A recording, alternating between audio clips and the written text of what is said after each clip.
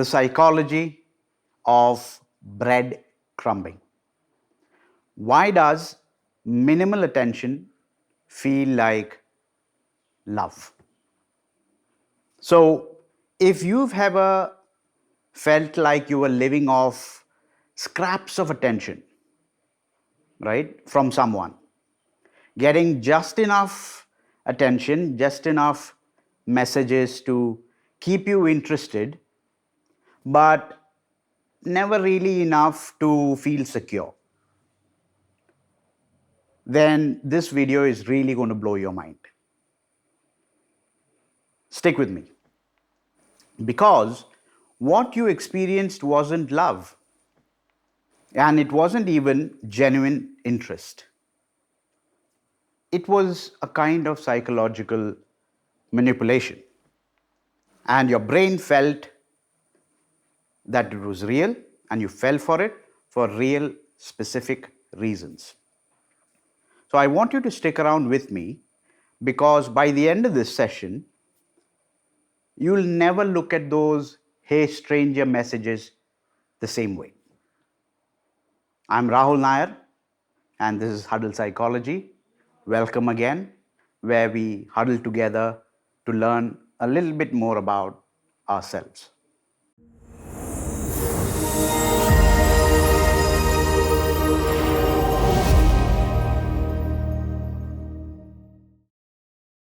So first of all, let's kind of define breadcrumbing. You must have heard this term before. Breadcrumbing is when someone gives you just enough attention to keep you interested.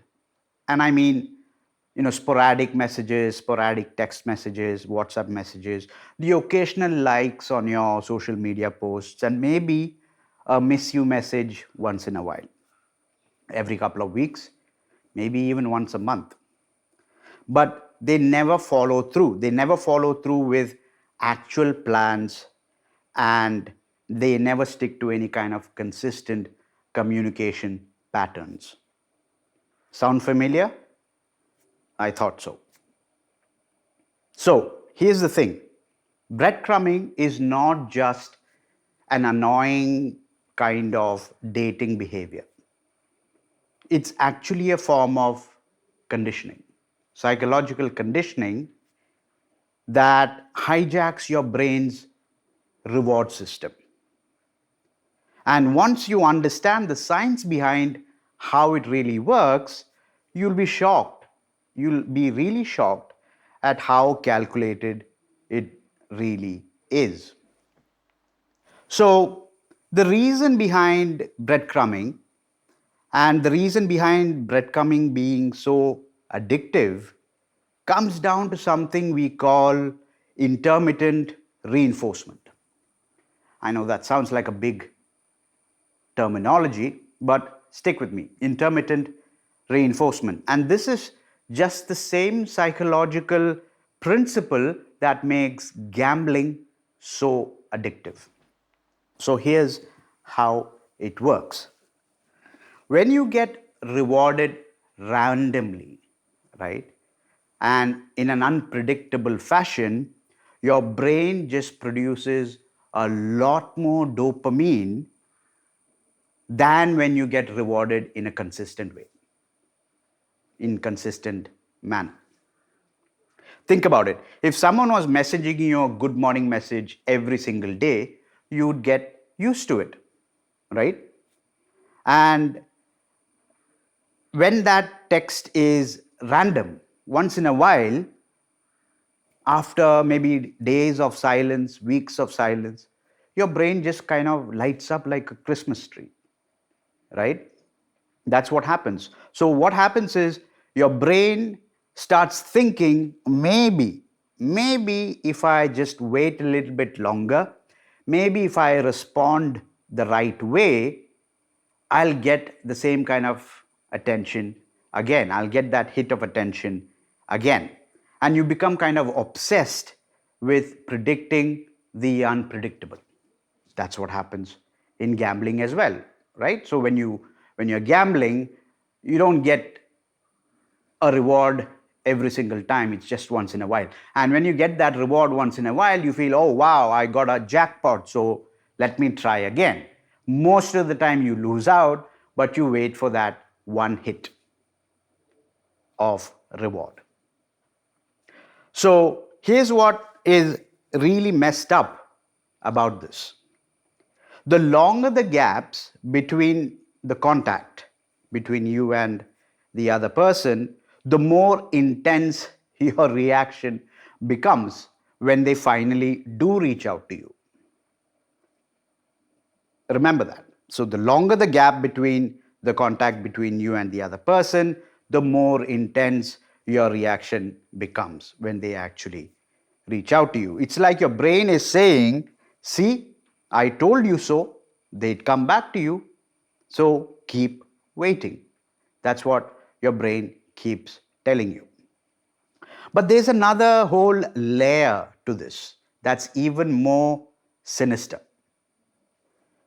Breadcrumbing often triggers what we call in psychology anxious attachment patterns. So, if you grew up in inconsistent caregiving, with inconsistent caregiving, maybe a parent who was sometimes loving but sometimes distant, your nervous system learned that love comes in unpredictable bursts. That's what your nervous system was learning. So, when someone breadcrumbs you, it feels familiar, right? It feels familiar, but not good familiar, bad familiar, like an old wound, basically. So, your brain literally confuses the anxiety and uncertainty attached to this with excitement and chemistry. That's what is happening. You think, oh, I can't stop thinking about this person, so there must be real connection. That's what you start believing. But what you're actually feeling is your nervous system being activated just like how it was when you were getting hurt when you were a child, when you were a kid. So that's what is happening. And what about the breadcrumbers? I mean, breadcrumbers, I don't have another word for them, but you know what I'm talking about, right? They can sense this, right? They have this, they're not doing this consciously, but they pick up on people who respond intensely to intermittent attention. It's like they have an antenna for people like this. That's what happens from their side. So it's not conscious, but they are pretty good at assessing people who fall for intermittent reinforcement. So the question is, why do people actually do this? Usually it's one of three reasons. I'll go one by one. Firstly, they want to keep you as an option.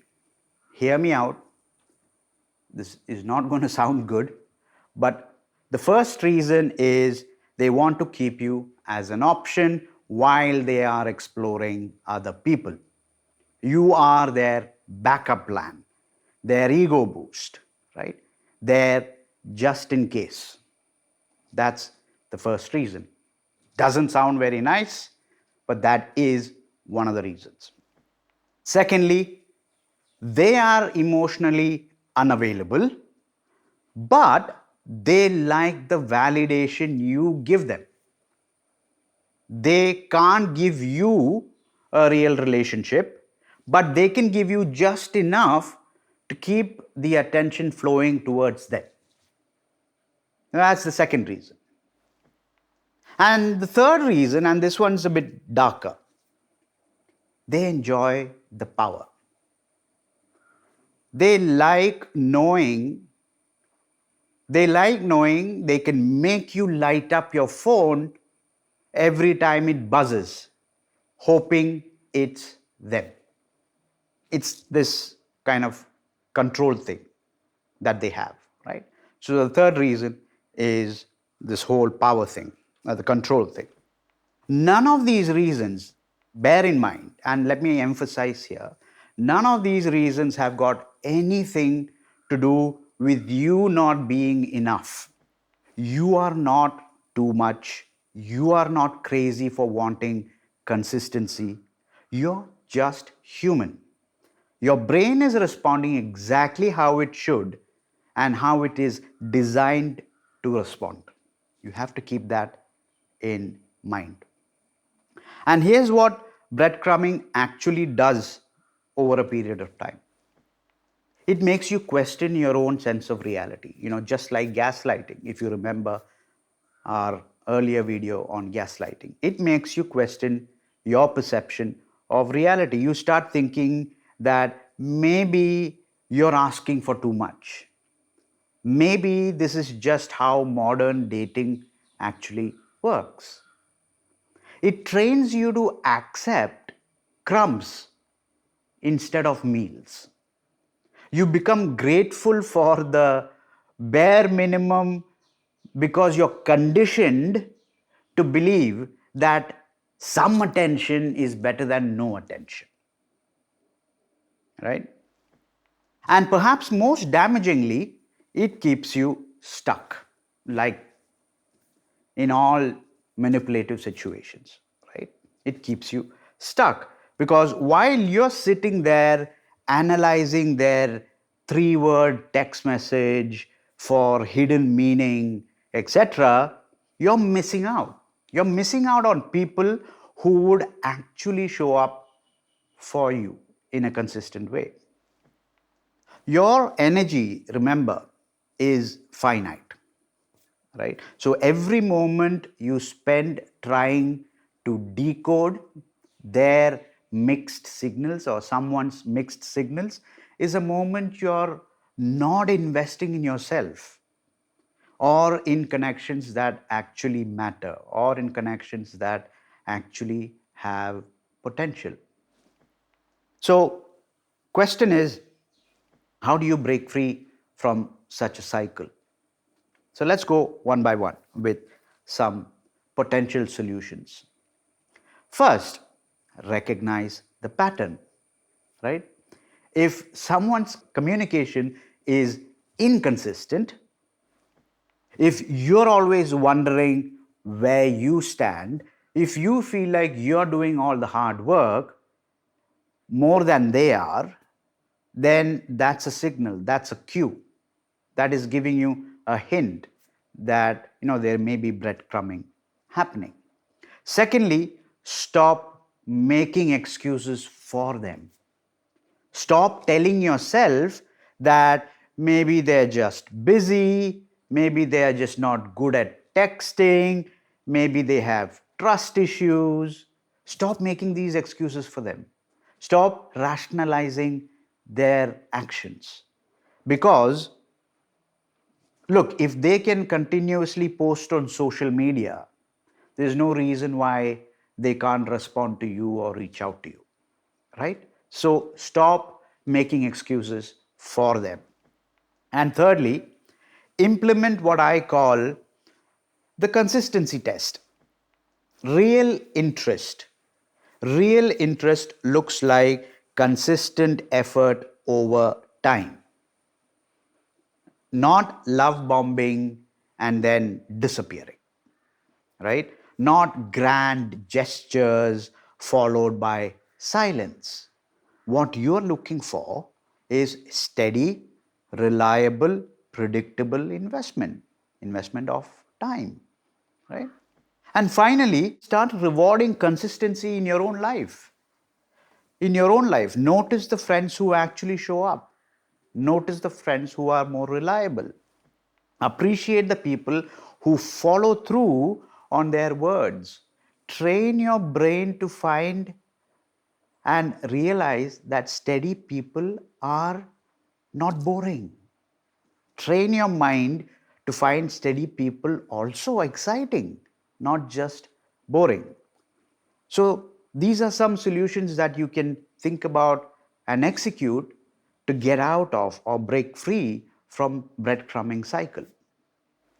So, look, if you're watching this and recognizing yourself, in what I've just described, please know that you're not alone and there's nothing wrong with you. You're not broken, right? Your brain was doing exactly what it was supposed to do, trying to make sense of confusing signals and hoping for the best. But now you know better. You can choose differently once you understand the psychology behind people who breadcrumb you. So, if this video helped you connect at least some dots, hit that like button and let me know in the comments. Have you experienced breadcrumbing? What finally made you realize it was actually happening, and how did you break away if you did?